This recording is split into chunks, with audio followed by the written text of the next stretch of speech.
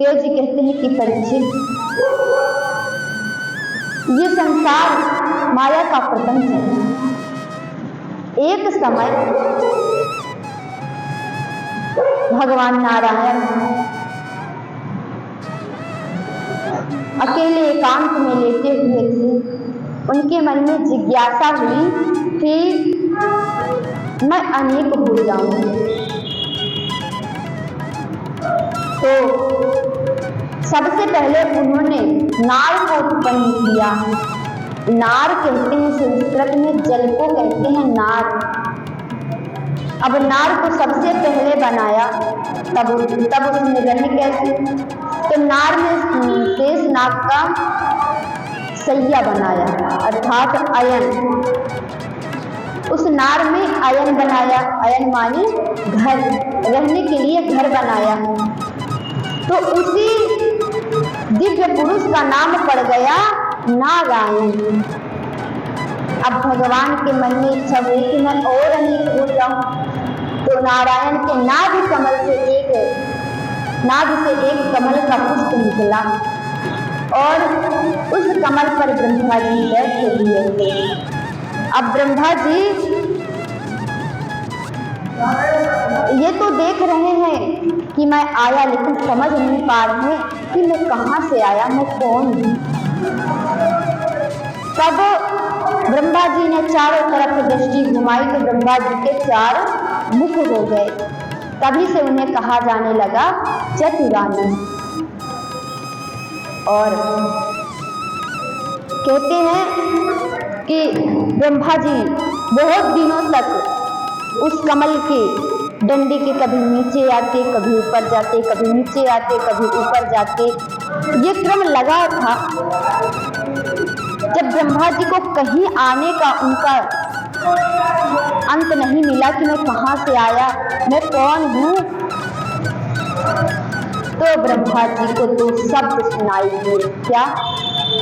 वर्णमाला के 2 अक्षर सुनाई दिए, ता और पा, 2 बार सुनाई दिए, अर्थात तप करो। तब ब्रह्मा जी ने तप किया। ब्रह्मा जी ने घोर तपस्या किया। कहते हैं कि मनुष्य का 1 वर्ष तो देवताओं का 1 दिन होता है। मनुष्य का 360 वर्ष तो देवताओं का 1 वर्ष होता है। और इसी तरह मनुष्य का 360 वर्ष और देवताओं का 1000 वर्ष जितना होता है, उतने में ब्रह्मा जी ने तपस्या किया। 3,60,000 वर्ष तक ब्रह्मा जी ने घोर तपस्या किया। जब दिव्य वर्षों तक ब्रह्मा जी ने तपस्या किया तो नारायण बहुत ही प्रसन्न हुए और नारायण ने तब नारायण का उन्हें आलय दिखने लगा। नर माने जल और आलय माने जल में रहने वाले भगवान का घर दिखने लगा। शेष सैया पर लेटे हुए भगवान विष्णु। तब भगवान नारायण ने कहा कि तुम सृष्टि करो।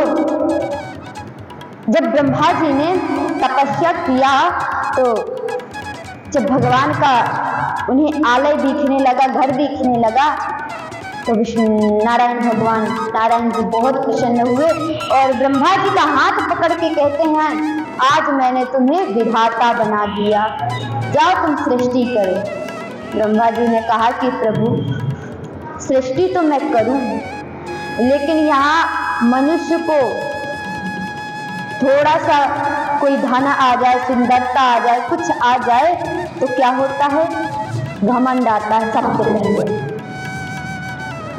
तो प्रभु, कहीं मुझे सृष्टि उत्पन्न करने का अभिमान ना हो जाए, इसलिए आप मुझे कुछ ऐसा ज्ञान दें जिससे मुझे अभिमान का अंकुर ना जमे। तब भगवान ने 4 श्लोकों में बड़ी सुंदर बात ब्रह्मा जी को बताई, जिसे चतुश्लोकी भागवत कहते हैं। यदि कहते हैं कि अब आजकल की दौड़ भाग की जिंदगी में किसी को समय नहीं रहता, कहते हम इतनी बड़ी पुराण कहाँ पढ़े बैठ करके। अरे तो इतनी बड़ी पुराण यदि नहीं है समय तो भगवान ने इतने सुलभ सुलभ साधन दिए हैं हम सबको कि हम भगवान का नाम कैसे भी ले सकते हैं। तो केवल 4 श्लोक हैं, 2 मिनट भी नहीं लगता इनको पढ़ने में।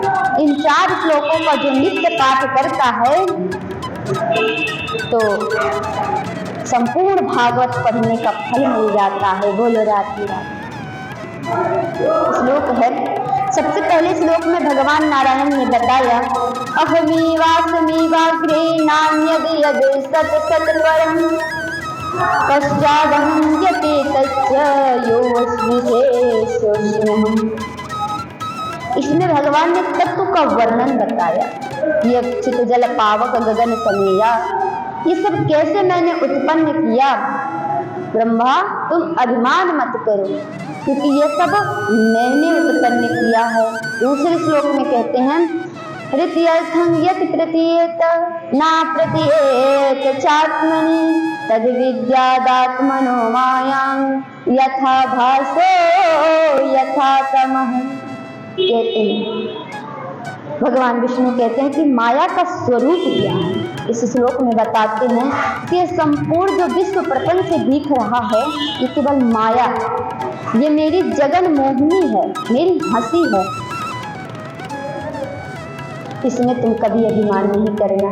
तीसरे श्लोक में कहते हैं यथा महान्ति भूतानि भूतेषु चावचेष्वनु प्रविष्टान्य प्रविष्टानि तथा तेषु न तेष्वहम्।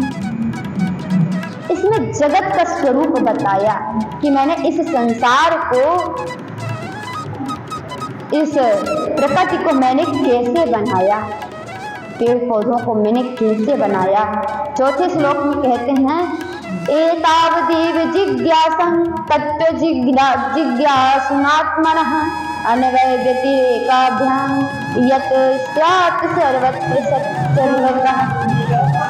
इसने जिज्ञासु का वर्णन किया। इस तरह भगवान ने नारायण ने 4 श्लोकों में ब्रह्मा जी को ज्ञान दिया और कहते हैं कि ब्रह्मा एक पूरा विश्व प्रपंच मेरे ही इशारे से हुआ और मैं इच्छा के अनुसार इसे जन्मता हूँ, इसे उत्पन्न करता हूँ, फिर इसमें सृजन करता हूँ, इसी संसार में मैं रमण भी करता हूँ अर्थात पालन करता हूँ और फिर इसका मैं संहार कर देता हूँ। जैसे बालक होता है ना, बालक को एक खिलौना दे दो तो बालक उस खिलौने को जब तक इच्छा हुई खेला, नहीं तो तोड़ के फेंक दिया। तो इसी तरह भगवान कहते हैं कि जब तक इस संसार से खेलने की इच्छा हुई तो खेला, नहीं तो इसका नाश कर दिया। तो इस संसार को केवल प्रपंच मानना और कभी अभिमान नहीं करना।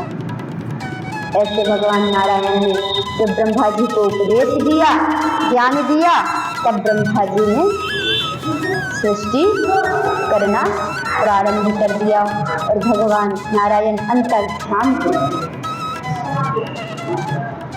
अब जब चतुश्लोकी भागवत ब्रह्मा जी ने श्रवण की तो यही चतुश्लोकी भागवत ब्रह्मा जी ने अपने पुत्र नारायण को, अपने पुत्र नारद को बताया।